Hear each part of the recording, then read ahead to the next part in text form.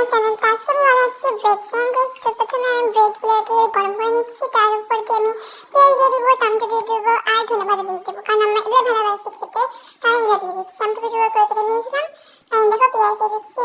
তারপর দিয়ে আমি টমেটো দিয়ে দেবো 2-3টে করে, তার উপর দিয়ে ধনেপাতার পাতা আমি 1-2টো করে দিয়ে দেবো, কারণ ধনেপাতা আমার তো খাই না, কিন্তু আমি আজকে খাচ্ছি স্যান্ডউইচের জন্য, দেখি কেমন লাগে খেয়ে।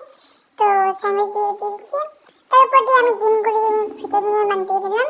তারপর দিয়ে আপনার মজেরা চিজ দিতে পারেন, যেটা আমার কাছে মজেরা ছিল না, তো আমি এমনি আমলের চিজ দিয়ে দিচ্ছি। চিজ দেওয়ার পর তার উপর দিয়ে আমি আরেকটা ব্রেড দিয়ে সেঁকে নেবো জিনিসটাকে, ভালো করে একটু সেঁকে নেবো। সেঁকে নিয়ে প্লেটের মধ্যে নামিয়ে দিয়ে এটাকে কেটে আর তার উপর দিয়ে লঙ্কার গুঁড়া, চাট মশলা দিয়ে ভালো লাগবে খেতে। দেখুন কেটে নিয়েছি আমি এগুলো পিস পিস করে, সস দিয়ে পরিবেশন করুন ব্রেড স্যান্ডউইচ।